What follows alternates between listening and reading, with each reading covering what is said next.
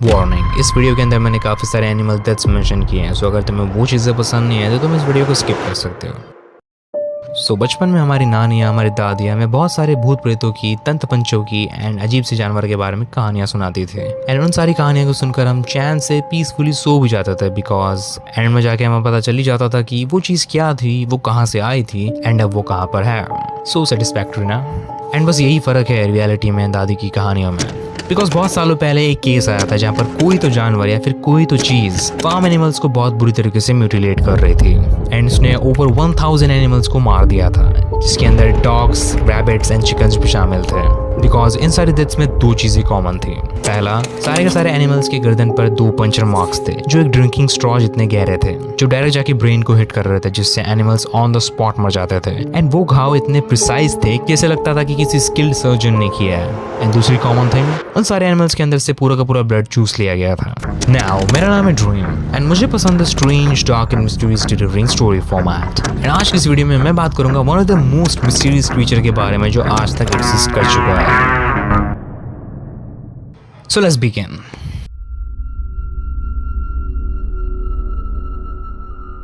So ये जो तुम देख रहे हो, ये सब यहीं से स्टार्ट होता है। लेट फरवरी 1975 पोर्टोरिको के एक छोटे से गांव मोका में एक बहुत ही डिस्टर्बिंग केस इमर्ज होने लगता है। फार्मर्स नोटिस करने लगते हैं कि उनके जानवरों को कोई बहुत मिस्टीरियस तरीके से मार रहा है। एक फार्मर फाइंड करता है कि उसकी 15 गायें, 3 बकरियां, 2 गीस एंड 1 पिग को किसी मिस्टीरियस क्रीचर ने मार दिया है। उन सारे जानवर के बॉडी में 2 पंचर मार्क्स हैं एंड आफ्टर ऑटोप्सी ये पता चलता है कि उन सारे जानवर के अंदर खून है ही नहीं। मेरा मतलब ये कैसा क्रीचर है? आई मीन गर्दन पर 2 घाव एंड बॉडी में एक बूंद भी खून नहीं रहता। आई मीन ये सब देखकर मेरे दिमाग में सबसे पहले वैम्पायर ही आता है। मतलब आधी रात में कोई क्रीचर फार्मर्स के एनिमल्स को मार रहा है एंड उनका खून ड्रिंक कर रहा है। फर्स्ट मेरे दिमाग में हमेशा वैम्पायर ही आता रहे, लेकिन वहाँ की लोकल अथॉरिटीज ने फर्स्ट ये थियराइज किया कि ये डॉग्स का काम हो सकता है एंड जिसके बाद उन्होंने केस को बंद कर दिया। व्हाट? आई मीन कौन से डॉग ऐसा करते हैं? बट एनीवे उन्होंने ये चीज़ थियराइज की एंड उन्होंने इस केस को बंद कर दिया एंड उसके बाद 1 हफ्ते तक कुछ भी रिपोर्ट नहीं है एंड उन्हें लगा कि सब कुछ ठीक है। बट उसके बाद जो हुआ, वेयर डू आई बिगिन? 1 हफ्ते बाद किलिंग्स कंटिन्यू होने लगी। एक फार्मर नोटिस करता है कि उसकी एक गाय को किसी ने मार दिया है। उसकी स्कल में एक छेद था एंड उसके घाव के आसपास बहुत सारे स्क्रैचेस थे। इसके 1 हफ्ते बाद ही 15 मार्च को एक और फार्मर नोटिस करता है कि जो भी क्रीचर इस गांव को स्टॉक कर रहा है उसने उसके 34 चिकन्स को मार दिया है। एट दिस पॉइंट वो जो भी क्रीचर है उसने 90 जानवरों को मार दिया था। एंड उसके 3 दिन बाद ही मार्च 18 को एक और फार्मर नोटिस करता है कि उसकी 2 बकरियों को किसी ने मार दिया है। उनके गर्दन पर 2 पंचर मार्क्स हैं एंड उनकी बॉडी में खून है ही नहीं। एंड उसके नेक्स्ट मॉर्निंग ही 7 और उसकी बकरियां बहुत हेवीली इंजर्ड मिलती हैं। 10 तो पूरी मिसिंग होती है एंड 10 की डेथ हो गई होती है। At this point local news भी उसके ऊपर ध्यान देने लग गया था एंड उन्होंने इस किलिंग को एक नाम भी दे दिया था जो था एल वैम्पायरो दे मोका, मतलब मोका का एक वैम्पायर।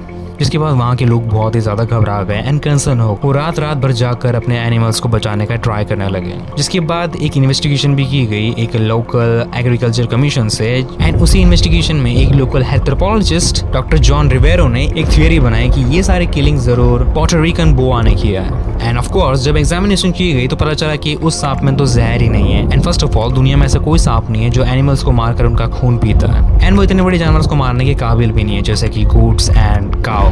लेकिन वहाँ के रहने वाले लोग ये भी नोटिस कर रहे थे कि वहाँ पर गांव में आसपास काफी सारे अजीब बैट भी घूम रहे हैं। लेकिन जब उन्हें भी एग्जामिन किया गया तो पता चला कि वो दरअसल बस फ्रूट बैट हैं जो फ्रूट्स खाते हैं एंड वो एनिमल्स पे अटैक नहीं करते। सो खून ड्रिंक करना तो दूर की बात। सो सब लोग बहुत ही कंफ्यूज थे क्योंकि किसी को भी पता नहीं चल रहा था कि ये क्रीचर क्या है, ये कहाँ से आया एंड ये दिखता कैसा है। लेकिन जैसे अचानक ये किलिंग स्टार्ट हुई थी जुलाई 1975 में ये सारे किलिंग्स बंद भी हो गई एंड जो भी क्रीचर था वो सबको कंफ्यूजन में छोड़ के चला जाता है एंड किसी को पता नहीं चलता कि वो क्या था, वो कहाँ से आया था एंड वो कहाँ गया। Until मार्च 1995 टोटल 20 साल बाद वो क्रीचर वापस आता है।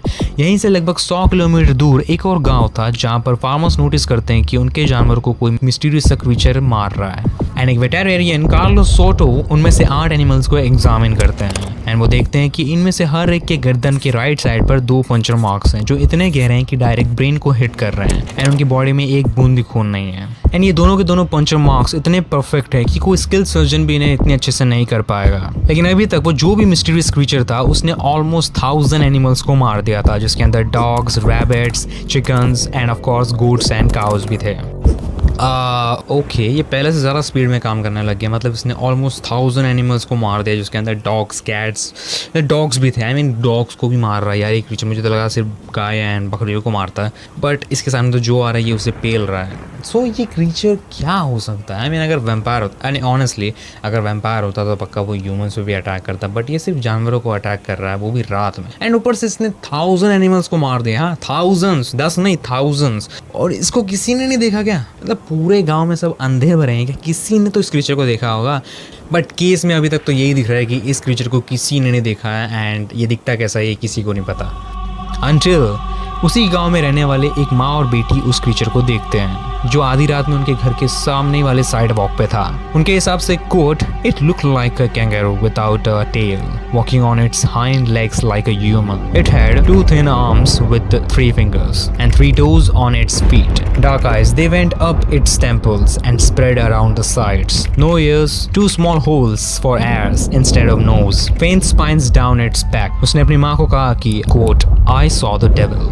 एंड इसी इनकाउंटर के जस्ट बाद वो एक और बार इस क्रीचर से भिड़ती है, जहाँ पर उसके पति एंड कोवर्कर देखते हैं कि वो उनके गराज में था, जिसके बाद मैंडेलिन उसका एक स्केच बनाती है and this is what she drawn. And जब ये स्केच सबके सामने आया तो ये आग की तरह फैल गया एंड फिर और भी सारे लोग आने लगे अपनी अपनी साइटिंग्स बताने के लिए। बट हर एक की साइटिंग में वो क्रीचर थोड़ा सा डिफरेंट दिख रहा था। जैसे कि कोई कहता था कि वो 3 या 5 फीट बड़ा है, उसके स्ट्रॉन्ग शॉर्ट थाइन लेग्स हैं, उसके लंबे लंबे नाखून हैं। कोई कहता था कि उसकी आंखें लाल चमकती है, या फिर कोई कहता था कि उसकी आंखें प्योर ब्लैक है। कोई कहता था कि उससे बहुत तेज सल्फर की स्मेल आती है। कोई कहता था कि उसके पीठ पे बहुत सारे तेज स्पाइन्स थे एंड उसकी स्किन एक सांप की तरह थी।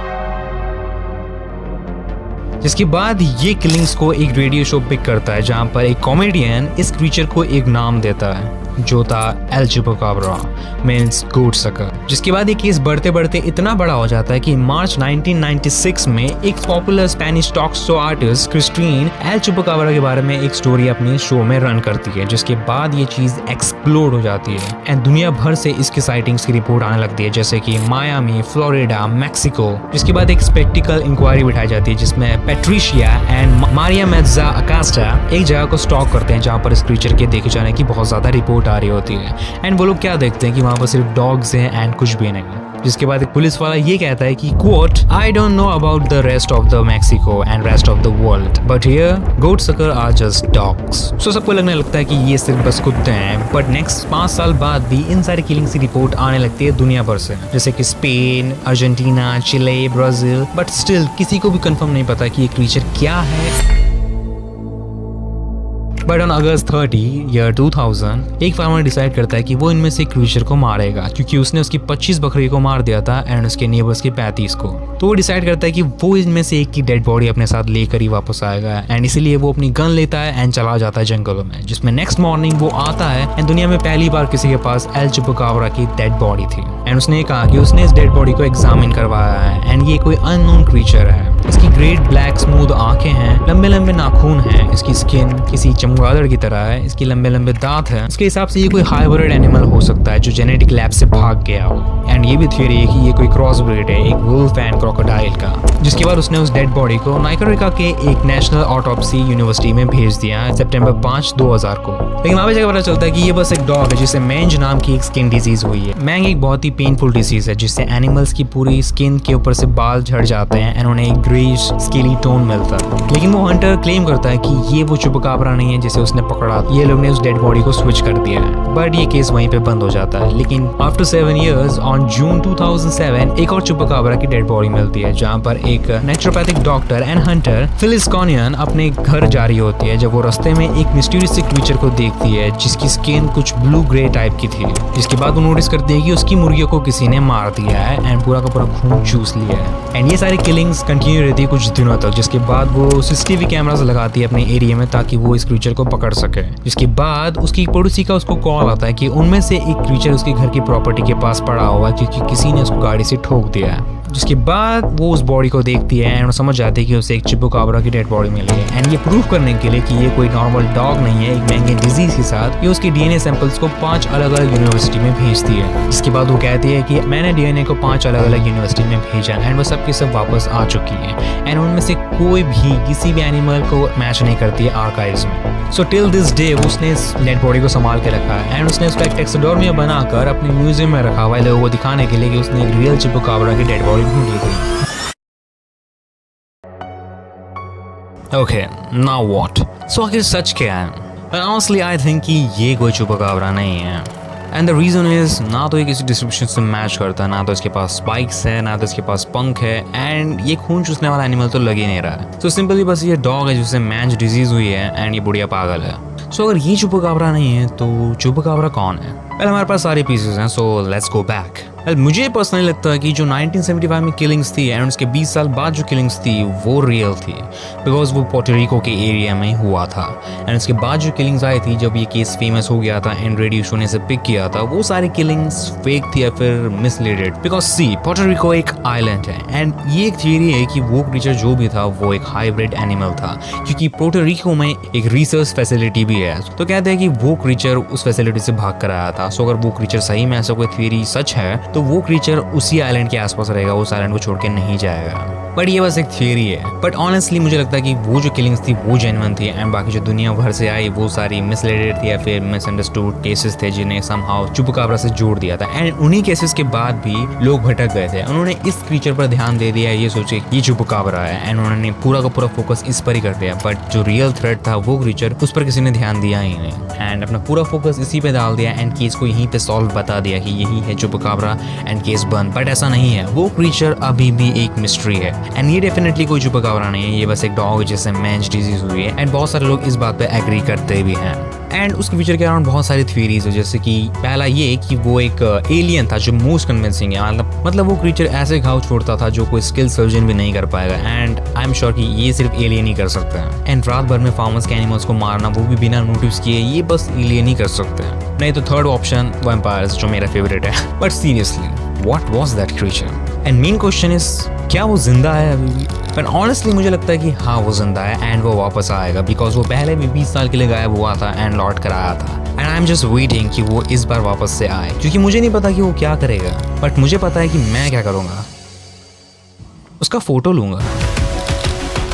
फर्स्ट ऑफ ऑल तुम ये वीडियो छोड़ो, मुझे कहना है कि थैंक यू वेरी मच। अगर तुम लोग यहाँ तक इस वीडियो को देख रहे हो तो मुझे लगता है कि तुम्हें वीडियो बहुत पसंद आए। So do me a favour, video को लाइक करो, कमेंट करो, शेयर करो एंड चैनल को सब्सक्राइब करो, क्योंकि ये चीज़ बहुत ही हेल्प करती है चैनल के ग्रो में एंड वीडियो की रीच में। एंड आई नो ये चीज़ बहुत अनोइंग होती है जब यूट्यूबर्स करते हैं, बट इन वीडियोज़ को बनाने में बहुत मेहनत लगती है, तो लास्ट में कॉल टू एक्शन देना कोई बुरी बात नहीं है। So up until next time, मिलते हैं अगले वीडियो में, तब तक के लिए स्वीट ड्रीम्स।